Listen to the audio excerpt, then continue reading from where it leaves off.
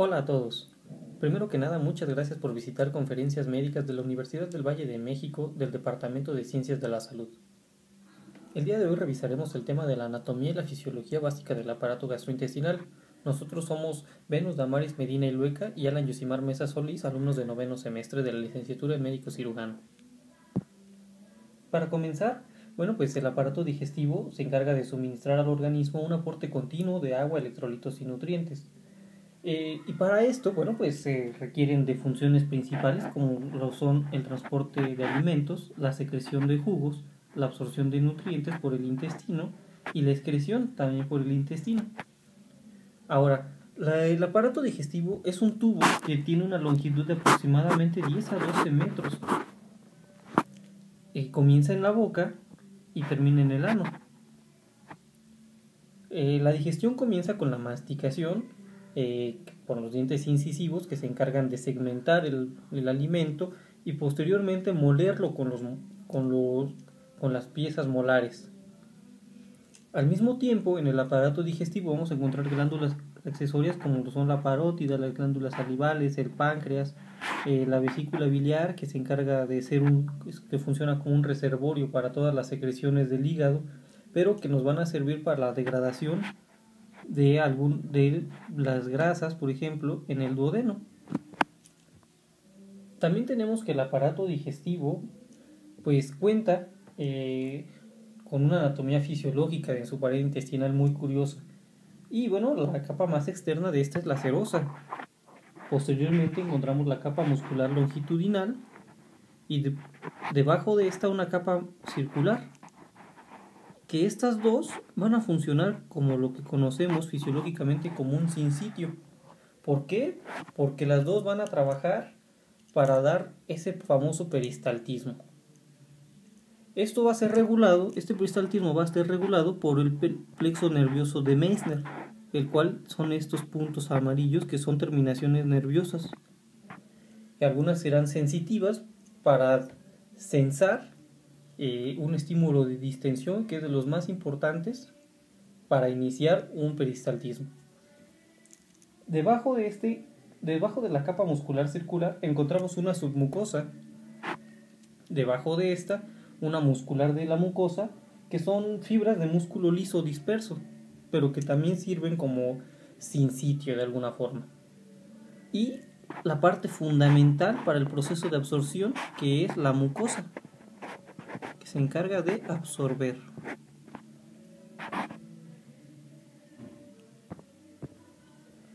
Y así es, esta mucosa tiene la capacidad de absorber desde electrolitos, agua y nutrientes.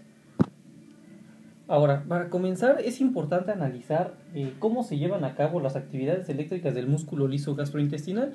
Y la mayor parte de los fenómenos fisiológicos del cuerpo humano se pueden identificar por potenciales de acción. Entonces, básicamente, en las células del músculo liso, cuando están unidas entre sí, se producen ondas lentas que se producen por el intercambio de iones como sodio y potasio y fomentan una fluctuación de los niveles de potencial de membrana. Por eso se producen estas ondas lentas, que son las que identificamos en la fase de reposo y en esta parte de la gráfica, que sería el paso 1. Esto es un intestino que está en reposo, no está siendo estimulado. Posteriormente existen estímulos que van a ocasionar el peristaltismo. El primero de ellos y el más importante es el de distensión. El segundo es el de acetilcolina y por último el del sistema nervioso parasimpático, que nos van a producir potenciales en espiga que son fundamentales para producir peristaltismo. Este va a ser coordinado por el plexo mientérico y de alguna forma es muy importante entender todo esto. ¿Por qué? Porque para que se produzcan los potenciales en espiga, las uniones en hendidura que están entre las células del músculo liso, cuando están juntas, estas uniones en hendidura permiten la entrada de iones calcio hacia el interior de la célula, de tal forma que el potencial de membrana cursa por una despolarización. y se produce este famoso peristaltismo, el cual está regulado en medida del sistema nervioso simpático y parasimpático. El parasimpático básicamente tiene un efecto estimulante, mientras que el simpático tiene un efecto inhibitorio. Y es aquí donde identificamos la función básica de estos dos sistemas, que son los que se encargan de regular el tono intestinal de todo el tubo digestivo, o de al menos la mayor parte. Ahora, el mecanismo del flujo sanguíneo a contracorriente es la forma en la que se va a absorber todo lo que esté en el tubo digestivo. Entonces, vemos aquí la microvasculatura que se produce con la que cuentan todas las vellosidades intestinales. Y estas es importante concebirlas como un prisma o como una imagen en 3 dimensiones que nos permita entender que lo que se maneja básicamente en estos casos son superficies de absorción. Es decir, en este caso tendríamos 5 superficies de absorción, si lo vemos esta imagen como un prisma. Lo que nos habla de que, todas las microvellosidades que están en el intestino, no es que solamente sea una, son miles, son millones. Incluso aumenta más su superficie. ¿Por qué? Por estas 5 capas, por estas 5 superficies de absorción con las que cuentan. Ahora, ¿cómo funciona el mecanismo de flujo sanguíneo a contracorriente para absorber? Bueno, pues aquí identificamos que esta microvellosidad está recubierta por células epiteliales, como podemos ver en el zoom, son las que están con puntitos. Y estas células epiteliales, por debajo de ellas, transcurre, si nos imaginamos, esto sería la mucosa, esto sería la submucosa. Por la submucosa transcurren vasos, que son arterias y venas. Y el mecanismo del flujo sanguíneo a contracorriente, aquí nos habla de que todas las arterias van llevando oxígeno y al mismo tiempo aquí se van absorbiendo cosas. Pero no es necesario que todo se absorba por aquí. ¿Por qué? Porque como vemos, también aquí hay enlaces, hay capilares, son unidades capilares que se encargan de la absorción, y esto es el mecanismo de flujo sanguíneo a contracorriente, lo que nos habla de que no solo se va a absorber por aquí, sino también en estos sitios, lo que hace más eficiente la absorción de todos los nutrientes. Bueno, ya hablamos un poquito de fisiología, en esta ocasión vamos a hablar de anatomía e histología. La cavidad oral, a su vez, se compone por el labio. Aquí tenemos el labio, mejilla, paladar blando, tenemos un paladar blando, tenemos un paladar duro, y el suelo de la boca. También tenemos la lengua, las yemas gustativas y las glándulas salivales, de las cuales vamos a hablar ahorita. La glándula parótida está por debajo y delante del labio externo, es de tipo seroso. El conducto mayor de esta glándula le llamamos conducto de Stenone, se abre frente al segundo molar superior y libera su secreción. Aquí podemos ver las diferentes células mucinosas. El estómago, el cual tiene diferentes partes.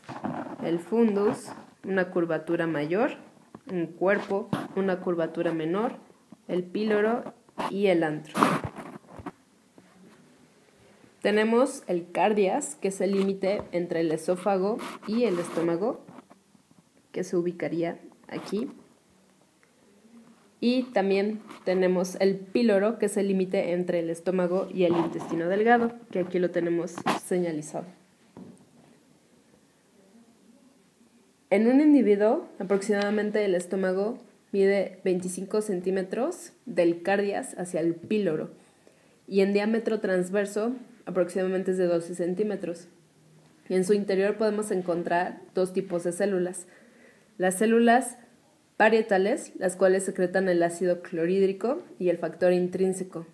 Esta se utiliza para la absorción de la vitamina B12 en el intestino delgado. Las células principales u oxínticas secretan pepsinógeno, precursor enzimático que se activa con el ácido clorhídrico formando pepsina. El páncreas es un órgano retroperitoneal, exócrino y además endocrino.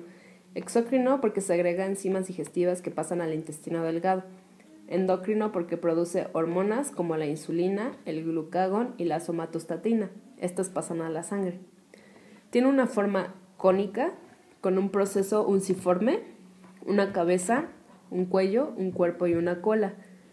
Su longitud oscila entre 15 a 23 centímetros. Tiene un ancho de unos 4 centímetros y un grosor de 5 centímetros. Aproximadamente de peso son de 70 a 150 gramos. La cabeza se localiza en la concavidad del duodeno, formada por las 3 primeras porciones del duodeno, y la cola asciende oblicuamente hacia la izquierda. La parte exócrina está constituida por células epiteliales dispuestas en estructuras.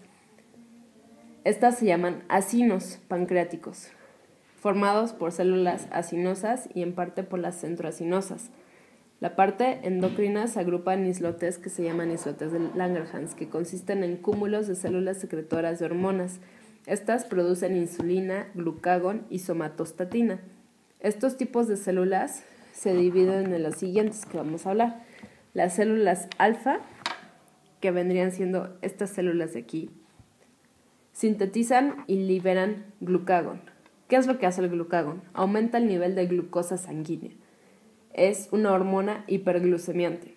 Al estimular la formación de este carbohidrato a partir del glucógeno almacenado en los hepatocitos. Tenemos también las células beta, que producen y liberan insulina. ¿Qué es la insulina? Una hormona hipoglucemiante que regula el nivel de glucosa en la sangre. Tenemos células delta. Las células delta producen somatostatina, que es una hormona que inhibe la contracción del músculo liso, del aparato digestivo y de la vesícula biliar cuando la digestión ha terminado. Las más voluminosas que tiene nuestro cuerpo y tiene una importante actividad metabólica. Es un órgano glandular y se le adjudican varias funciones importantes.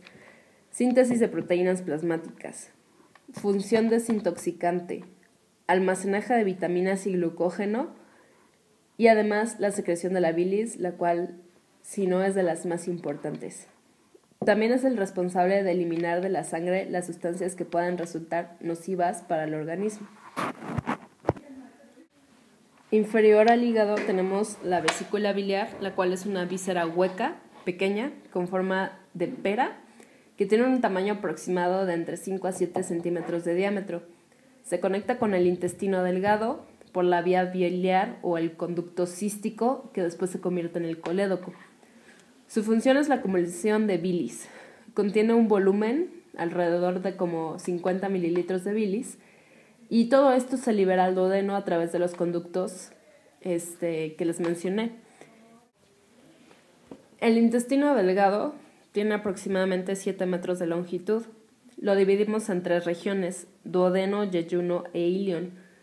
Son similares histológicamente, aunque hay diferencias menores que permiten su diferencia.